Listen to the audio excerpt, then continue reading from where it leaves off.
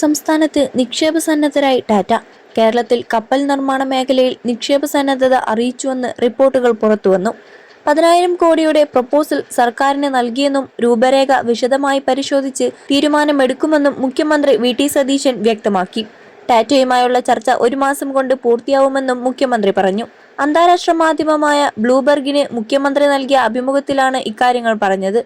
ആവശ്യമായ ഭൂമി സർക്കാർ അനുവദിക്കുമെന്നും കപ്പൽ നിർമ്മാണ മേഖലയിൽ ടാറ്റ ഗ്രൂപ്പിന്റെ ആദ്യ സംരംഭമാണിതെന്നും മുഖ്യമന്ത്രി വിശദീകരിച്ചു. മുഖ്യമന്ത്രിയുടെ സ്വപ്ന പദ്ധതിയായ മിഷൻ സമുദ്രയുടെ കീഴിൽ എല്ലാ മേഖലയെയും സംയോജിപ്പിച്ച് വൻകിട നിക്ഷേപങ്ങളെ ആകർഷിക്കുന്ന തലത്തിൽ തുറമുഖ വികസനത്തിന്റെ സാധ്യതകൾ കൂടി ഉൾപ്പെടുത്തി മുന്നോട്ടു പോകുകയാണ് സർക്കാരിന്റെ ലക്ഷ്യം. വികസനത്തിന് അനുയോജ്യമായ പദ്ധതികൾക്ക് സ്വകാര്യ നിക്ഷേപം സ്വാഗതം ചെയ്തിരുന്നു. പിന്നാലെയാണ് ടാറ്റയുടെ വാഗ്ദാനം. രൂപരേഖ സംബന്ധിച്ച് പ്രവർത്തന രീതി പുറത്തു വന്നിട്ടില്ല.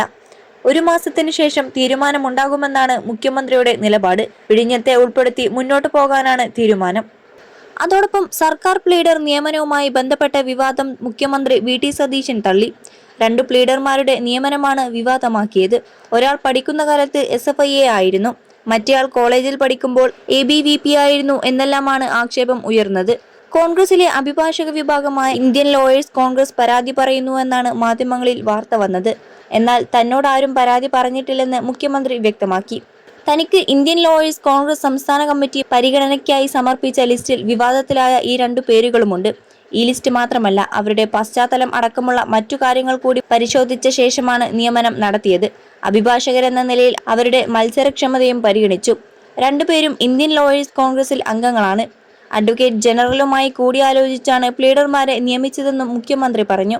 21 ലക്ഷത്തോളം സന്തുഷ്ടരായ ഉപഭോക്താക്കളും 2 ലക്ഷത്തോളം തിമിര ശസ്ത്രക്രിയകളും പൂർത്തിയാക്കിയ മലബാറിലെ ഏക കണ്ണാശുപത്രി Alsalama eye hospital, hospital road, Perinthalmanna. കോൺഗ്രസിന്റെ പോഷക സംഘടന നൽകുന്ന ലിസ്റ്റിൽ ഒപ്പിടാനല്ലല്ലോ നമ്മൾ ഇരിക്കുന്നത്. അങ്ങനെ ചെയ്യാൻ പറ്റില്ലല്ലോ. കോടതിയിൽ നല്ല അഭിഭാഷകൻ വരണമല്ലോ. വിവാദത്തിൽപ്പെട്ട 2 പേരും കോമ്പറ്റീവ് ആയ ലോയേഴ്സാണ്. ഇന്ത്യൻ ലോയേഴ്സ് കോൺഗ്രസിന്റെ സംസ്ഥാന കമ്മിറ്റിയും ഹൈക്കോടതി യൂണിറ്റ് കമ്മിറ്റിയും ഈ 2 പേരുടെയും പേരുകൾ ശുപാർശ ചെയ്തിട്ടുണ്ട്. അവർ ഇന്ത്യൻ ലോയേഴ്സ് കോൺഗ്രസിൽ അംഗങ്ങളാണ്. SFIA പശ്ചാത്തലം ചൂണ്ടിക്കാട്ടിയപ്പോൾ CPM-ൽ നിന്നും വന്ന 5 പേരും BJP-യിൽ നിന്നും വന്ന ഒരാളും നിയമസഭാ തെരഞ്ഞെടുപ്പിൽ UDF സ്ഥാനാർത്ഥികളായിരുന്നുവെന്നായിരുന്നു മുഖ്യമന്ത്രിയുടെ മറുപടി. ഈ വിഷയത്തിൽ എന്തായാലും എന്റെ മുന്നിൽ പരാതികളൊന്നും വന്നിട്ടില്ലെന്ന് മുഖ്യമന്ത്രി വ്യക്തമാക്കി. സർക്കാർ പ്ലീഡർ വിവാദം ഊതിവീർപ്പിക്കുന്നത് മാധ്യമങ്ങളാണ്.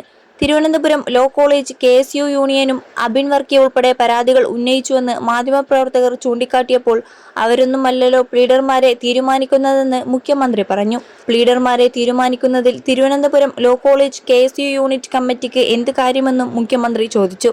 അവർക്കൊന്നും ഒരു കാര്യവുമില്ല. ഈ വിഷയം ഇതോടെ തീർന്നല്ലോ എന്നും വി.ടി. സതീശൻ പറഞ്ഞു.